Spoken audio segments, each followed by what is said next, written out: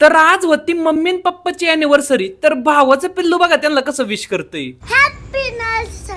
Happy nursery नाही, happy anniversary. तर रामकृष्ण हरी मंडळी. तर आज अचानकच पाऊस आला आणि तो बुरक्यात निघून गेला आणि तो कुठं जात नाही तर लगेचच पोरांनी क्रिकेट खेळायचा कार्यक्रम सुरू केला. उन्हाळ्याच्या सुट्टीचं आणि क्रिकेटचं नातं जुन्या काळापासून चलत आलंय. त्यात पोर किती मोबाईलच्या आरी जाऊ दे हो, पण क्रिकेटचा नात काय आमच्याच्याने सुटणार नाही. सुट्ट्यांमध्ये रातची IPL बघायची आणि दिवसभर क्रिकेटची मॅच खेळायची हे फिक्स ठरलेलं असायचं. आणि असंच दरवर्षी व्हायचं. पण ह्या सुट्ट्यांमध्ये ना आमच्या मम्मी आणि पप्पाची अॅनिव्हर्सरी पण येते. पण बारकेपणे त्यांची अॅनिव्हर्सरी आणि त्यांचं बर्थडे कधी असतात ते कधीच समजलं नाही. कारण की दरवर्षी न चुकता आमचा बर्थडे साजरा करणाऱ्या आई बापांनी ना त्यांचं बर्थडे कधीच साजरं केलं नाही. पण आता आपली वेळ आलीत म्हणलं ह्यांचं बर्थडे काय तर ह्यांच्या लग्नाचं बर्थडे करायचं पण आपण विसरत नाही. आणि आज आमच्या मम्मी पप्पाची अॅनिव्हर्सरी होती म्हणून तिला साजरी करायची होती. पण आज आमचं जोडपं लय बिझी होतं. त्यांना नुसतंच फोन चालू होतं. एक जणाचा फोन कुठं बंद होत नाही तर लगेच दुसऱ्याला फोन यायचा. आणि हेच बोलल्यामुळे ना केक कापायचा कार्यक्रम पुढे ढकलत चालला होता. म्हणून मम्मीच्या कानात एकच लाईन म्हणलो आणि मम्मीने दोन्ही फोन बंद केलं. आणि ती लाईन होती काय तर केक कापाय उशीर झाला तर हॉटेल बंद होते ना आणि मम्मी मग तुलाच भाकरी तापायला लागते. हे एका डायलॉग मध्ये एवढी पावर होती की लगेच केक कापायला सुरुवात झाली होती. त्याच्यात पण भावाच्या पिल्लाला केक कापून नाही दिला म्हणून त्याने रडायचा कार्यक्रम सुरू केला. म्हणून त्याच्या हस्ते परत एकदा केक कापला आणि मग सगळ्यांच्या हस्ते केक चारून झाल्यानंतर हॉटेलला गेलो. तर आता आम्ही जेवण करतो तर तुम्ही मम्मी पप्पाला हॅपी अॅनिव्हर्सरी म्हणा आणि व्हिडिओ आवडला असेल तर फॉलो लाईक करा की राव.